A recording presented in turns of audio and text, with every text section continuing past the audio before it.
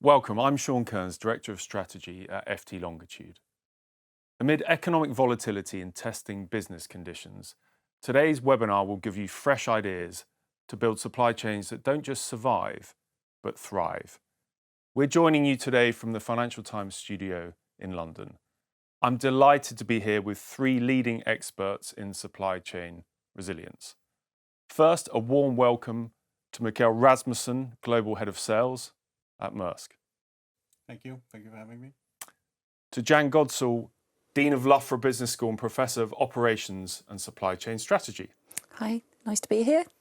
And last but not least, Martin Corner, Head of Supply Chain Management at Aston Martin. Hi, pleasure to be here. We also have members of the Maersk team standing by to respond to your comments and questions in the feed. First up, let's put our conversation in context. New research from Maersk and FT Longitude among 950 supply chain leaders worldwide reveals a dangerous resilience gap across supply chains. Leaders can overestimate their preparedness, leaving companies exposed to significant losses when disruption strikes. And bottom lines are taking the hit. Companies in our survey estimate they lost on average business worth 3.9% of revenue due to disruptions in their most recent fiscal year. However, the research also identified a group of frontrunner organisations where superior resilience has helped to drive revenue growth and stronger profit margins. We looked at how their approach and behaviours set them apart. And our aim today, to reveal practical and inspiring ways that your businesses can follow in their footsteps. So representing just under 15% of the organisations in our research, those frontrunners show revenue losses of less than 1% due to supply chain disruption. In line with these findings, Mikkel, it's apparent that resilience is important for all businesses, but it's not always prioritised. So are companies strategizing the wrong thing? And are these results and this research a wake-up call for some of those organisations? I think it might be. I think what's clear is that what we consider to be black swan events was something of, that happened every 5 years, perhaps every 10 years. We are seeing that happening more and more. It started with COVID, and I think everyone said, okay, that was a massive blow to the supply chain. Probably nothing like that is going to happen again. And then you just look back at the last 5 years and see, we are in day 550 of going around the Cape if you're coming from Asia. No one would have expected that. No one would have expected that one of the world's biggest trades from one day to the other would get 145% tax and tariff. And this is just basically what has happened in the last couple of years. So I think if this is not on your agenda, if this is not something where, strategically you're looking at this, you are losing out. So as you also said and referenced, this is not just something about a nice tick in a management report or in the annual report. This is real money. So 1% of your revenue, if you manage this properly, 4% or 4 times as much if you don't. I think that should be a wake-up call. Martin, real money, a wake-up call. What's your perspective, given your role at Aston Martin? I mean, without doubt, it's a wake-up call. I mean, supply chains, if they're not working, you can't build your product. In our case, cars. In our case, they're very expensive. So that lost revenue is critical, and particularly for a company like Aston Martin, high-value cars as well on low volume. So, I mean, I'd say there's 3 axes to focus on in the supply chains for resilience. There's the basics, the right levels of inventory, manage your supplier forecasting, building in sequence with stability, managing your logistics providers. And we all have to fight hard to do that. But I think the external events are challenging. And I would say in the car industry, probably the main point for the future in supply chain resilience is how we set up the supply chain, because probably in the last 10 years and then in the next 10 to 15 years, the whole infrastructure of the car is changing. There's the electrical architecture, the software, electrification, and the supply chains are changing. So I think how we set those supply chains up probably needs to be a bit more creative. The sort of standard global supply chain, resilient logistics, low cost is over. And I think these critical suppliers for these critical components we need to consider not just cost, but lead times, tied up capital, even the ESG requirements now are becoming even more important, that you're not shipping things heavy and expensive all around the world on trains, trucks, or planes, trains and automobiles, we should say. Martin, thank you very much. You've given us an insight there into one sector. Maybe zooming out, Jan, you could maybe give a sense of, you've heard some words there, creativity, things are shifting. What's your perspective on the companies and the characteristics that do this well? So I think the first thing to just remind people that supply chain resilience comes at a cost. And the reality is many of our organisations are owned by shareholders and they're under pressure to return quarterly returns to the stock market. I think what that's seen in supply chains, particularly over the last 20 years, is a driving out of things like inventory and buffer, because in the good times they're seen as perhaps an unnecessary cost. Now, relatively simple maths can help us calculate the buffers that we need within our supply chain. And there's sort of two ways that we need those buffers. So as Matt was talking about, the first thing we need to think about when we're designing our supply chain is our network design. So that's thinking about what assets you have in the supply chain and where you put those. And actually, if you want to have what we call structural flexibility, or the ability to move because of a supply or demand shock across your network, you probably need to have some latent capacity, spare nodes, maybe even inventory or time as a buffer within that network. But even once you've got a network up and running, let's think toilet roll during COVID, you might still see a variation in demand within your more fixed network, and then that's probably within the want of that organisation to think about spare manufacturing capacity or inventory, finished goods or work in progress to help mitigate against it. But either way you look at that, there's a cost. And we can use that simple maths to work out what size those buffers should be. But I suppose then organisations make a decision, a bit like you make a decision about whether you insure or not. Do I make that investment in those buffers to make sure that I'm resilient, or do I take a chance and assume that these disruptions won't take place and save that money in the short term? And perhaps what we're seeing is that the only thing that is certain at the moment is that we're getting an increasing frequency of disruptions and magnitude of disruptions. So therefore, perhaps now's the time to make an investment in that insurance policy and to plan your supply chain more appropriately in terms of the buffers for resilience. Thanks, Jan. And that frequency, as you said, has become almost constant. So our research, when we looked at these front-runner organisations, it showed best practices in three areas, and one of those areas is leadership and skills. So, Jan, if I could come back to you, why do you think, or why is it that when you think of a chief supply chain officer, they need to be a strategic figurehead within the organisation? And when that does happen, what's the sort of impact that it can have on a business? So I think the first thing to do here is to myth bust a little bit. So a chief supply chain officer is a title, but it perhaps masks a whole variety of roles that sit behind it.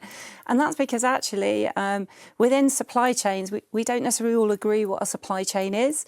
So in some organisations, a chief supply chain officer might be representing one function like procurement or logistics.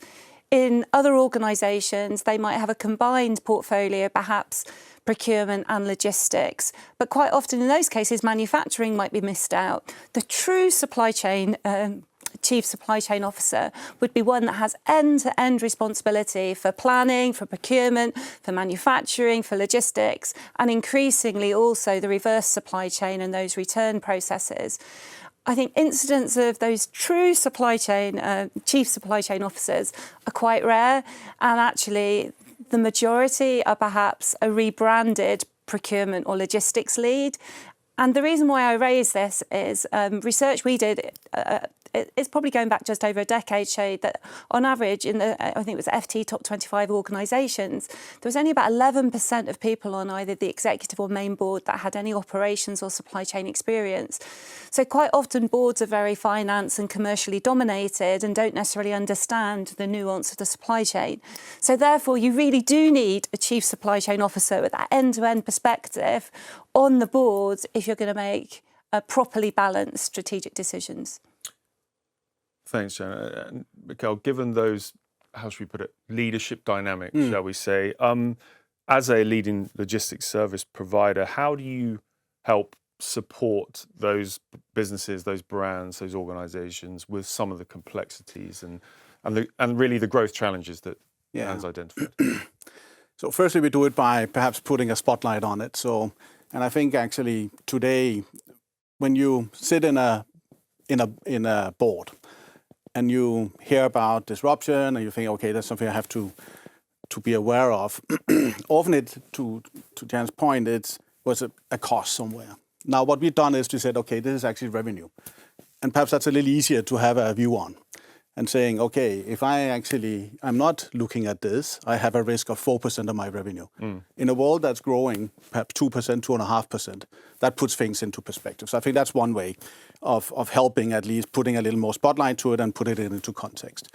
Then if we look at more practically what do we do every day, I think there's a couple of areas. First of all, it's around us helping companies having visibility. It's about making sure that there is agility and flexibility in the networks that we build. And when I talk about flexibility, it's about options. It's a little bit also what you talked about before. And agility is about speed. And then the last thing is actually helping people also to understand and simulate. And I'm not talking here plus minus 10%.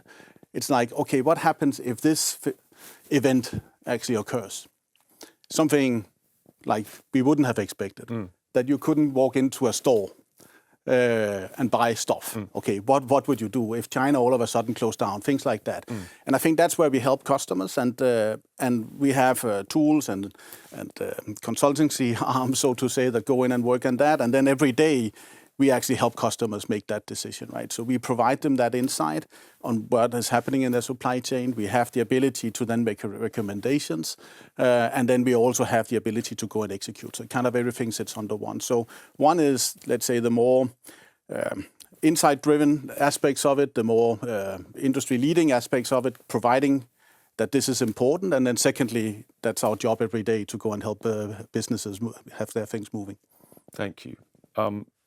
And Martin, given what you've just heard there, the true Chief Supply Chain Officer and some of the attributes and characteristics that Mikkel's just talked through there, what's your perspective, given your position, on the skills and capabilities that you're going to need more of to be able to deal with these things? It's a great question. I mean, I love what Jan said, and I really think businesses need to take this seriously, because that end-to-end view is absolutely crucial, and also linked to the function being a sort of integrated orchestration function that connects the brand, let's say the commercial requirements, with the execution.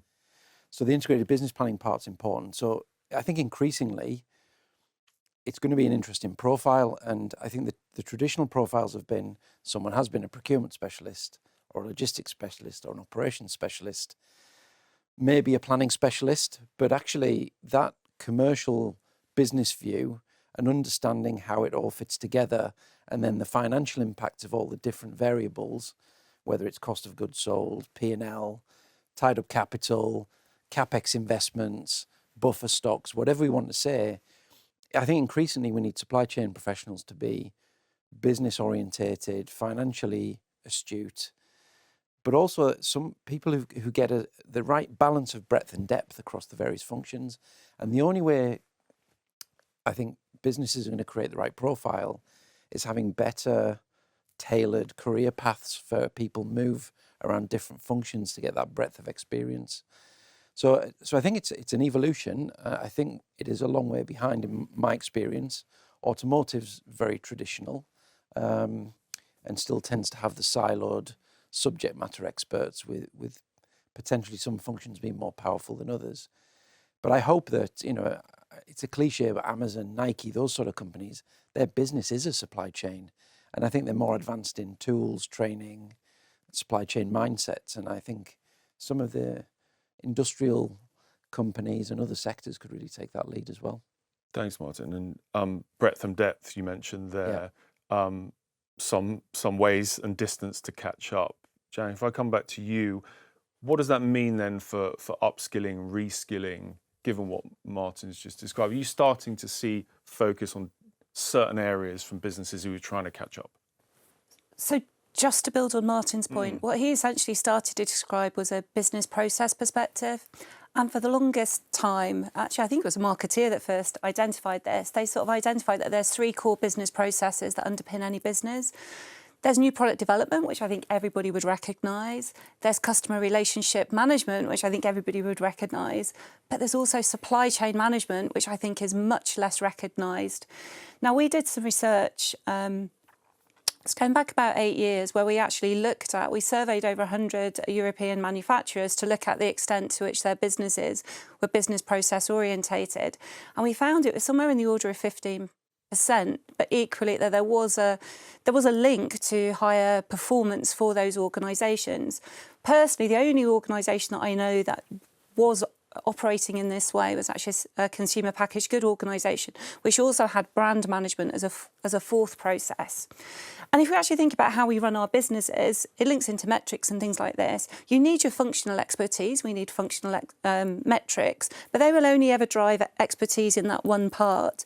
You then need end-to-end metrics. So if you work in the supply chain, you'd want to make sure that you're performing best end-to-end. And you also need, to Martin's point, people that can understand the business. So at the highest level, they'll be using a balanced scorecard or a much more broader set of metrics. So we need people that can take that balance. So I think that means in terms of skills, we still need functional expertise, but actually we do need to develop career paths that enable people to move both across those different supply chain functions, but also across marketing and commercial and new product development. So actually the people at the top of the organisation, and in fact probably the best business leaders I've seen, are people that can span the commercial and supply chain divide. You may then get on to talk about things like digital skills, but they're just an enabler. I wouldn't say they're just fluff. They will help us in the future.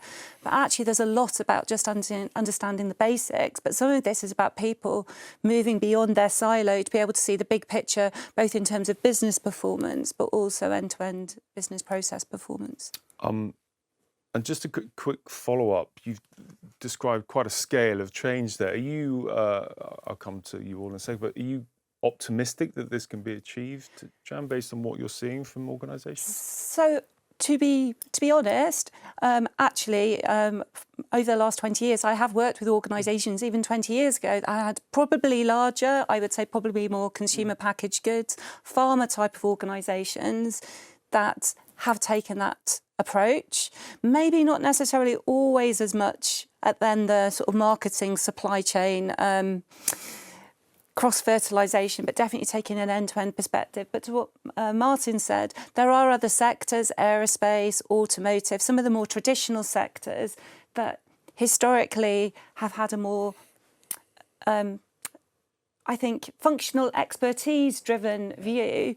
But actually those sectors are quite big, they can be quite powerful, and they're quite often the OEMs at the head of a supply chain, and they then set the tone for the rest of that supply chain and the millions of SMEs that may supply into that chain. So actually, in that respect, it's not just damaging for their own organisation, but potentially for end-to-end supply chains not having a holistic view. And actually, just taking a slightly UK perspective, we've seen a productivity gap growing since the global economic crisis back in 2008.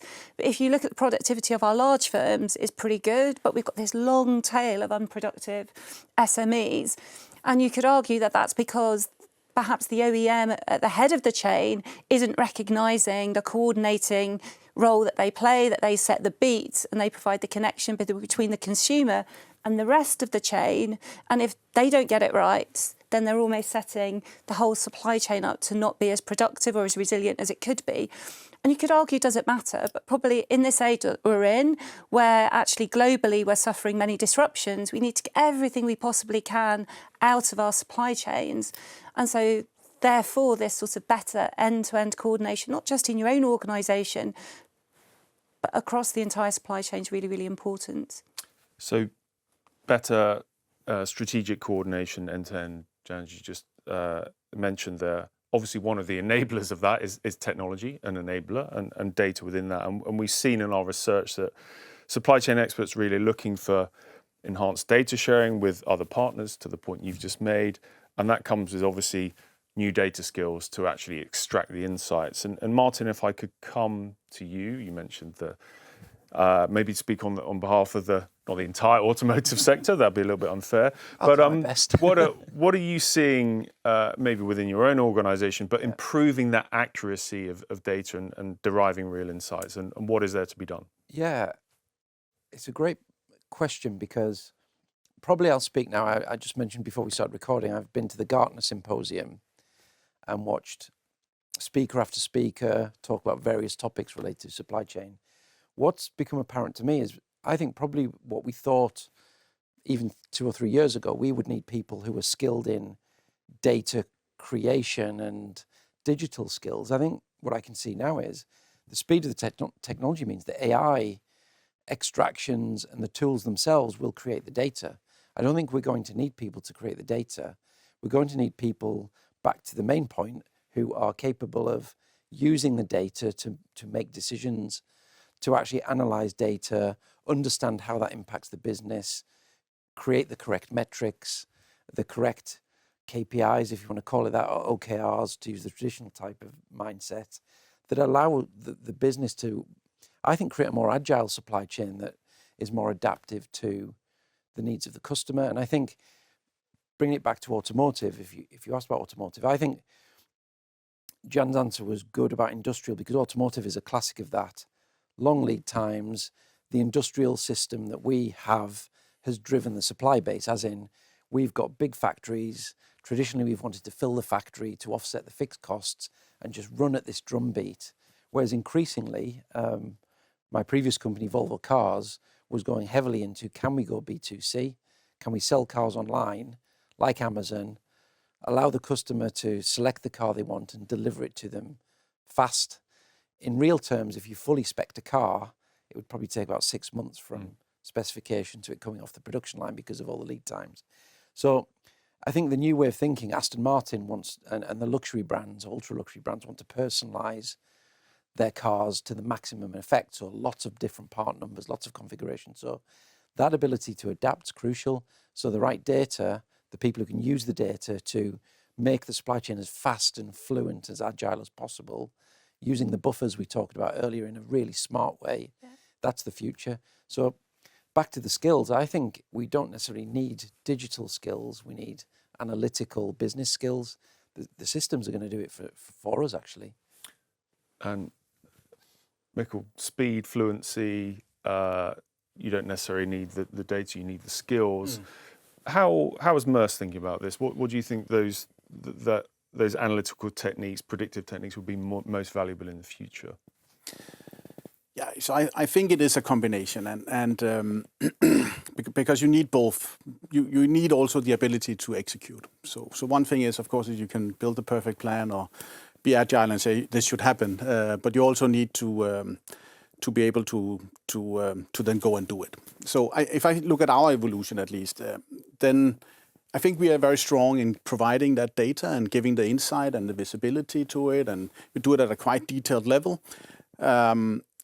Now, where we are moving and actively working right now is now looking at what more can we actually predict. So, we have predictive ETA, so this thing is going to, or this container is going to arrive, or this product is going to arrive here. There's a delay right now. How's that going to impact? So that's kind of where we are already moving. And then very soon we're actually going to also start having, I would say, more broad-spectred risk management tools, where we look and actually use that technology to scan the market for things that are popping up, things that are in use, things that are starting to show trends, and then provide that intelligence to people, and then say, okay, do I want to react to this? Because, of course, you can't react to everything. But they say, okay, there's a risk here. Is that something that I should actually go and look at? So that's probably how we look at it. So the foundation, basics, very strong. Now going into trying to predict what is happening, driving insight from that and driving actions from that, and then also starting to look at, can we look at it much, much broader? So that's kind of the way we think about that.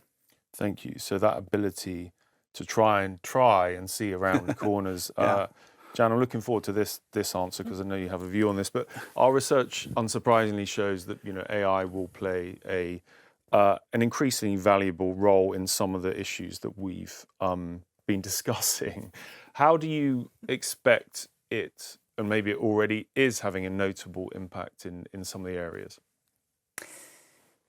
So I do sometimes wonder whether AI is a little bit like the emperor's new clothes, because about 5 years ago, when you went to all the conferences, people were talking about blockchain in the same, and quantum sort of in the same vein that they're currently talking about AI. My background as an engineer, but I was never particularly into operations research.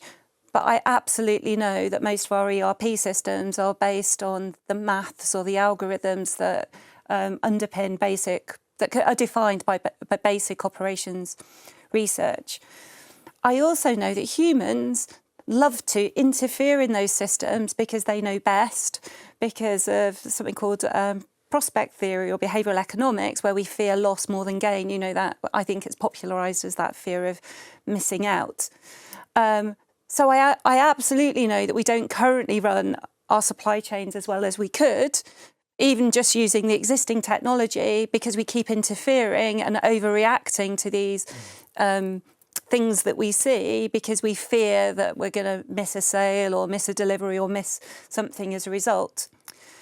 There is no doubt about it. And if we start talking about things like large LMMs, large language model, they're going to help to an extent, but they're more going to perhaps, I think, see a trend for something in the future. When it actually comes to execution, we're more likely to want to use AI or data to help us solve a specific problem, and that data set's likely to be much, much smaller, and we're going to want to use that knowledge to help us fix something that we don't know how to fix ourselves. And that's much more likely to be in the realms of what we'd call machine learning initially, and then it will only be in the most advanced cases where there's highly complex things that we really can't sort out that we would use AI in its truest form. The bit I can't quite work out at the moment is actually getting people to do better supply chain management. If it's wrapped up under a label of AI and that's what it gets to get them to do it, fantastic, call it AI. Or do you need to be a bit more of a purist and actually get people to understand the difference? Or does it not really matter, because a bit like blockchain, in 3 years' time we'll be talking about something else anyway? Thanks, Jem. Martin, do you have a view on that? I suppose I take a couple of Mikkel, execution and AI. And do you think it's possible that you can put those two things together and can help in that regard? I think so, but I'll plug Gartner again. Maybe I'm brainwashed after the last few days of exposure to it. No, I can see a place for it to make very fast analyses. I think the forecasting angle, we were looking at quite a few integrated business planning tools and doing lots of different forecast scenarios where all of your execution model and your financials are built in at speed. I can see the benefit of that sort of thing. Arguably, they're just algorithm.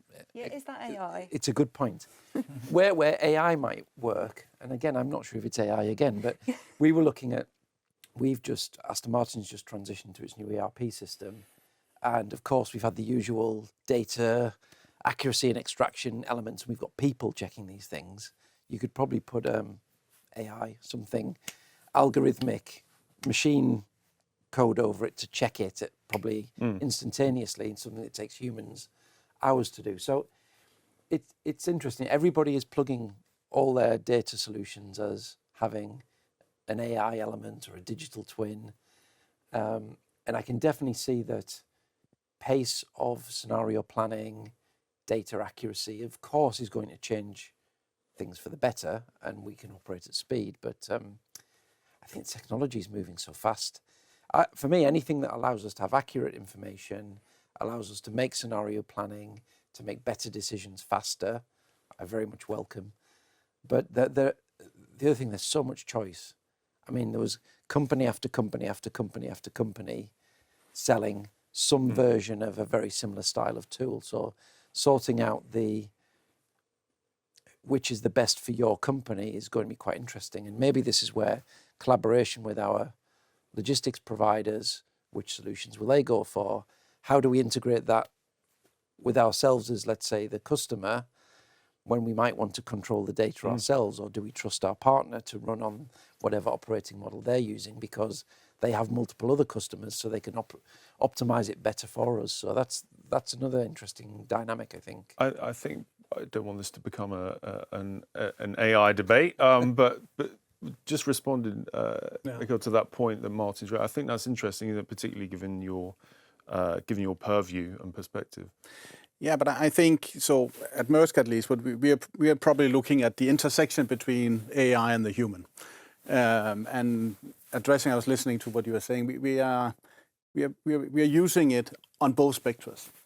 So we are using it to help make certain tasks easier. So today we do a lot of tasks that is go here, look at that data. Is that equal to that data? Therefore, can we do something, right? And a human does that today, and we can pull electricity to it. I'm not an expert whether that's AI or not. It's branded as AI in our company, so let's assume that it is, at least for this thing here. So that's one thing where we're using it, and that means that we take time out of tasks that we're doing. I think the other spectrum is as you said, on the complexity. So things that are really difficult, really complex, things where we have to run scenarios really fast, often.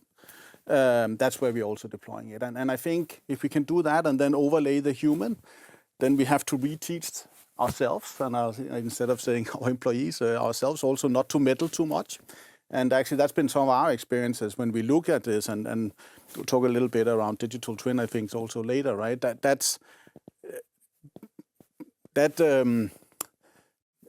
Inclination to go and challenge actually what comes out and say that can't be right. I think that's what we have to unlearn. Because actually it is right, but the experience we have to put over it is something else. It's being intuitive. It's some of those things that we have to do. It's not to challenge what comes out as such. And I think that's the big learning. So I think there's still room. What we do see is every time we deploy it, whether it's one technology or the other, it's not incremental. It is transformational. It is 50, 60, 100 times faster than what we used to do. So I think that's perhaps whatever we then brand it as, that's what we should go and seek for, and then we can debate the name. Well, that was a very useful and quick, nuanced discussion of AI. You mentioned, could quickly pause on digital twin, and maybe I could come back to you about its potential. And again, means lots of things, as you alluded to, Martin, to many people, but I'd like to get all your perspectives on its real potential to have an impact. Yeah, for us it is a tool.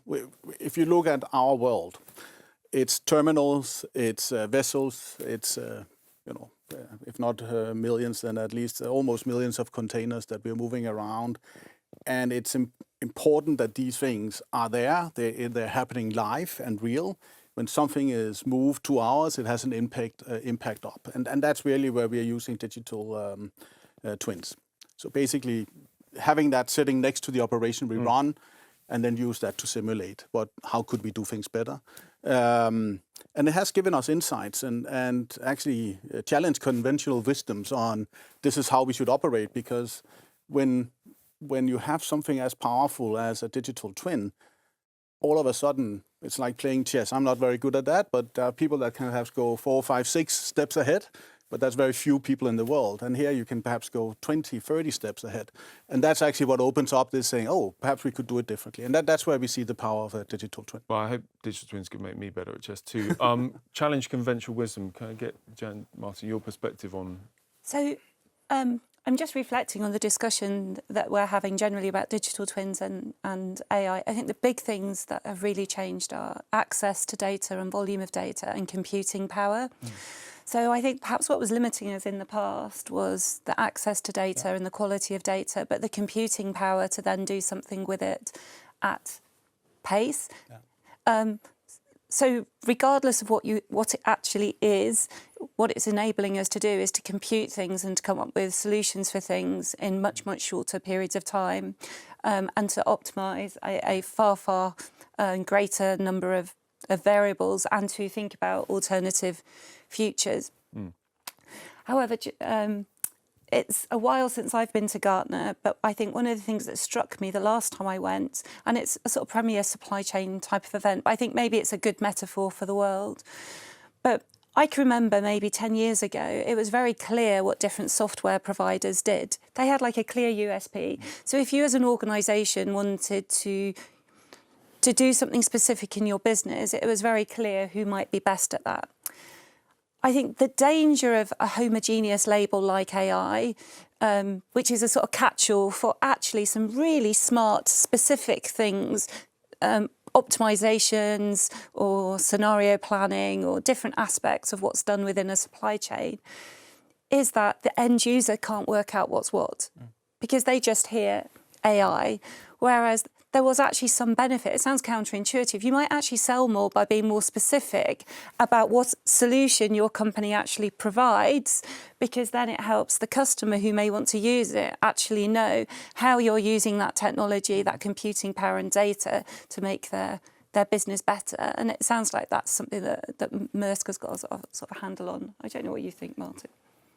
Yeah, I think that's a great point. And I think maybe to pull it to a specific example, what I've seen, there are definitely now integrated planning tool solutions where actually you could layer in different solutions from different providers to do specific things, but there'd be something that would overlay it.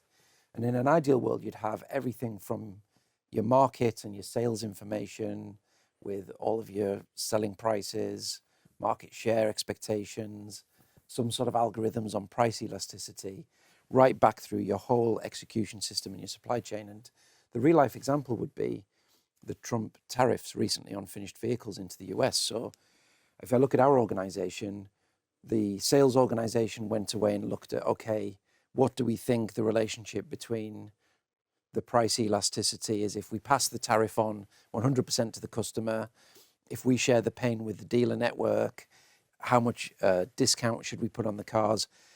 And that sort of relationship between tariffs, pricing and volumes, and then something that calculated that very fast and ran scenarios, and then also worked it back through how many cars have we got in our compounds or in flight to the US, how many cars are in the current production schedule, what impact will there be on actually the inventory and the working capital if these scenarios happen. We all had to go away and work out these things separately, and it took time. If those sort of things could be programmed instantaneously into these sort of modeling systems, and we could have been sat cross-functionally around the table, staring at this in real time, all the different scenarios and making a decision. So something that probably took days for us to assess the impact of the tariffs, assess the impact on our business, make a decision of what we were going to do in the short term. We could have had multiples of scenarios very fast to stare at cross-functionally and actively look at, and then continue to react at speed when, well, every 5 minutes when Trump changed his mind. Well, thank you all. That was a great live example. Cross-function, collaboration, technology has a role to play there, but partnerships do too, and that's something that our research has also highlighted. So supply chain leaders, as we all know, they want to build stronger relationships with their network of partners, both internally, which we've heard a lot about, but also externally as well. And maybe, Martin, I could come back to you. Can you give me examples of how you've looked to strengthen sort of collaboration on some of the points we've raised today across teams and functions? Yeah, I think the best example actually for me personally to bring up would be the height of the semiconductor crisis in around 2022, because I was still at Volvo Cars then, and I'm sure this information's in the public domain, so I can say it. Around that time, we had 7 global production sites, and we were building around 18,000 cars a week was our business plan. Week to week, we didn't know which semiconductors were coming in, and the issue with the cars now and the software configuration, thousands of parts have semiconductors, and there's multiple ways they work all the different systems. So because it was different semiconductors each week that were not coming in, so it wasn't like it was the same ones for the same car on the same spec. We were having every week to decide which more or less third of our production we were needing to cut every week. And the cross-function aspect of that is we agreed clear rules of engagement. Okay, what are the business priorities? Protect the electrification content in our market share, protect XC90 into a certain market because it has the best revenue, protect the plant's operating costs, manage the global inventory. And then all those rules were engaged, and when we got the result from the procurement team, okay, this is what we've got this week, we actually, and it was quite manual, really worked through procurement, sales and marketing, manufacturing, supply chain, logistics. Okay, what's the best solution this week? And this was like a weekly process, exceptionally detailed, and everyone was bought into the rules of engagement. So we genuinely worked as a team in a point of crisis.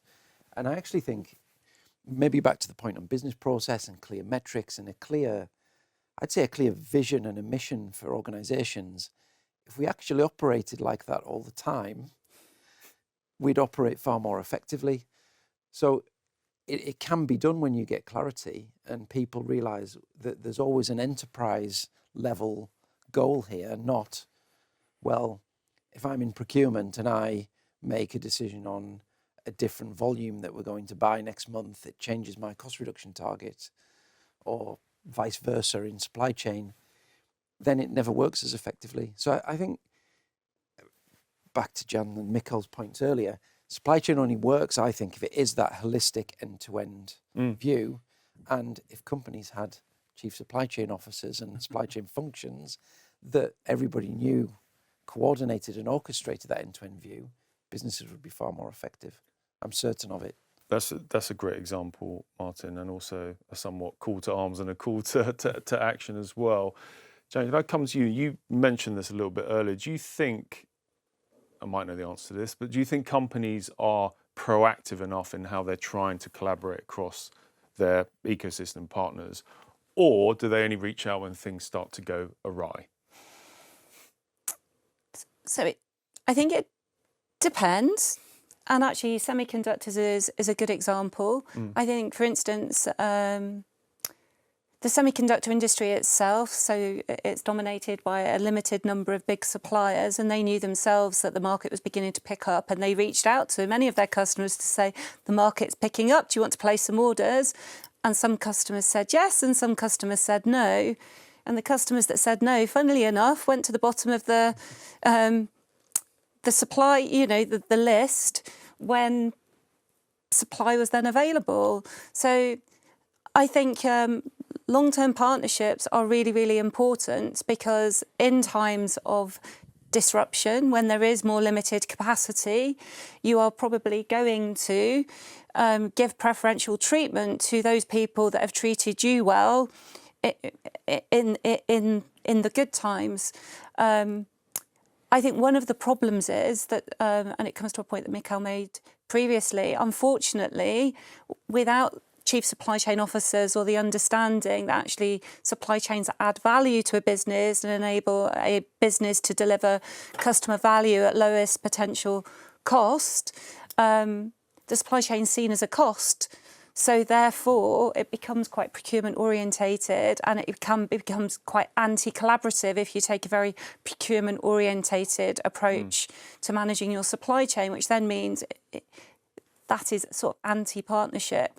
Whereas if you take more of a planning approach to your supply chain and work in partnership across your ecosystem, I think you're much more likely to benefit from collaboration. And interestingly, to be able to comment on this better, I think actually logistics service providers are in quite a unique position, because they have an overview of many, many, many supply chain movements, which actually means that they're quite a natural coordinator or orchestrator of end-to-end supply chains, should those supply chain partners choose to work with and organise those sorts of organisations to achieve that. Thanks, Jan. You're a natural partner. You just heard that. What's your perspective on where there needs to be deeper collaboration? Where is it not working, and how can that be fixed, particularly from your perspective? I think there is actually good collaboration, and to Jan's point, I think there's a realization that supply chain is about collaborating, and we see the businesses that do that well are also more responsive, and they are also able to react faster whenever there is a crisis. Where we are still struggling, I would say sometimes, is actually to get past the logistics organization, get past the procurement organization. And if we were to get our wish list, we would like commercial to be more in the room. Because of course we are getting translated through those organizations that we work with, what is the business strategy, what is it that is important for us, what drives us, etc. But it comes from that angle of, I would say, always through a filter of and what's important and what am I being measured on. So actually having the ability to collaborate and being together with a commercial organization, having this room between, let's call it supply chain, the commercial organization and the logistics provider, just opens up a lot of opportunity, because it teaches us and makes us better understand what it is that the customers are really looking for, what drives them, what is important.